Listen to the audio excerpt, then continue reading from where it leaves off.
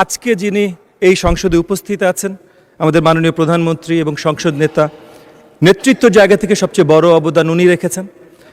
কিন্তু আজকে এই পার্লামেন্টে, এই মহান সংসদে যারা আছেন, আমার মনে এখানে এমন কেউ নেই যে বড়ভাবে এই কৃতিত্বের অধিকারী না।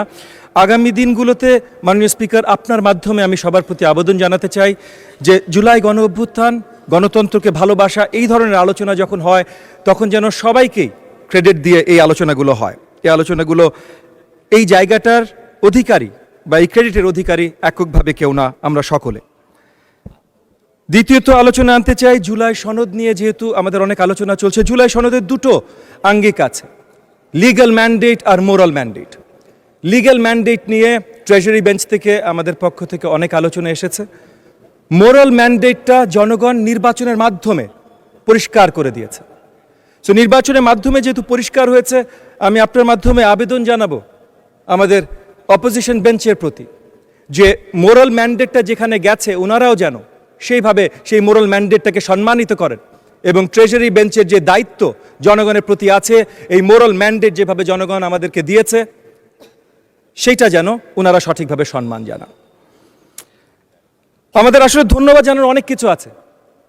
অলমোস্ট 1.5 দশক পর আমরা এমন একটা প্রাণবন্ত পার্লামেন্টে এসেছি যেখানে সেই রোমান সেনেটের মতো, চিসেরোর সেই রেটরিকের মতো আলোচনা হয়।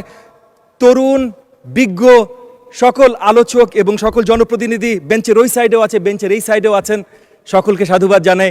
আসলে এই দেশ জাতি 1.5 দশক ধরে বঞ্চিত হয়েছে এই ধরনের আলোচনা থেকে।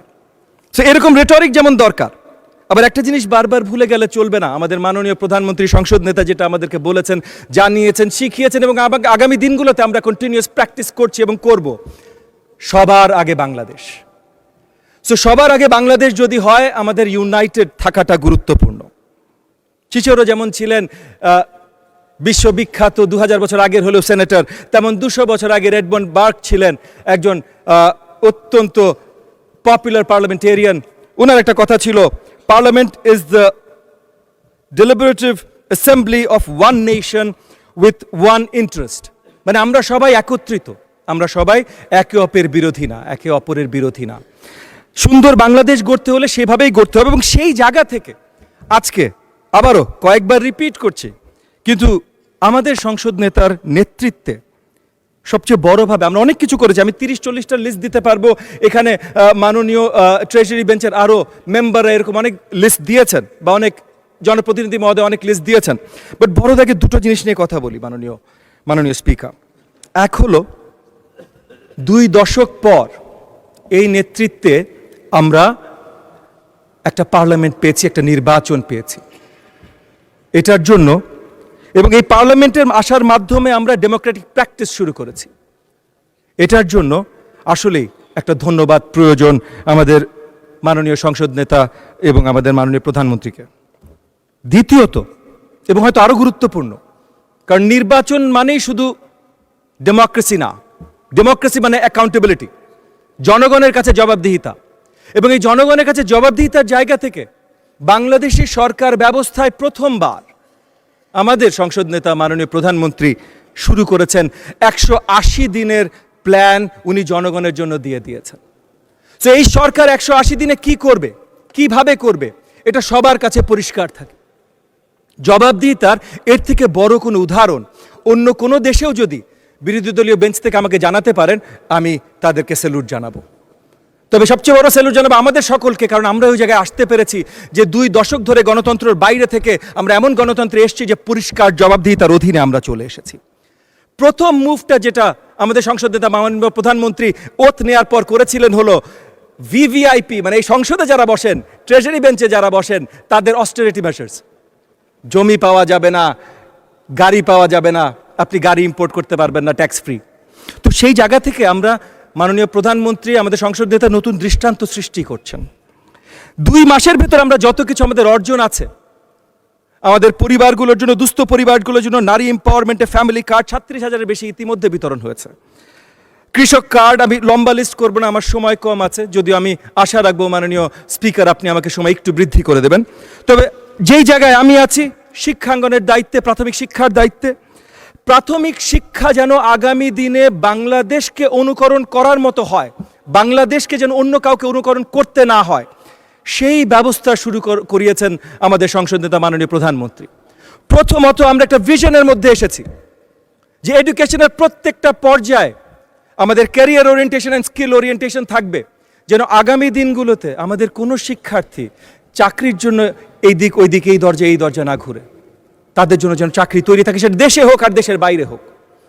প্রাথমিক বিদ্যার জন্য লার্নিং উইথ প্লে এটা বাস্তবায়ন করতে যাচ্ছি আমরা, যেন আমাদের বাচ্চারা, শিশুরা 4 to 10, 4 থেকে 10 বয়সী শিশুরা তারা যেন খেলতে খেলতে, গল্প বলা, গল্প শোনার মাধ্যমে তারা শিক্ষা গ্রহণ করতে পারে, এবং তারা যেন ক্লাসরুমে আসে, এই আশাটা যেন আমরা নিশ্চিত করতে পারি এই 2 কোটি 4 to 10 শিক্ষার্থীদের।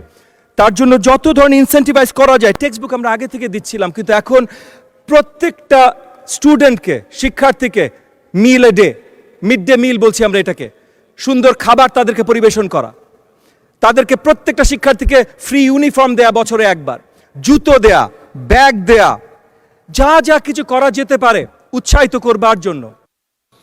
মাননীয় প্রতিমন্ত্রী, আপনাকে আর 2 মিনিট দেওয়া হলো, 2 মিনিটে সাম আপ করুন। জি, অসংখ্য ধন্যবাদ মাননীয় স্পিকার।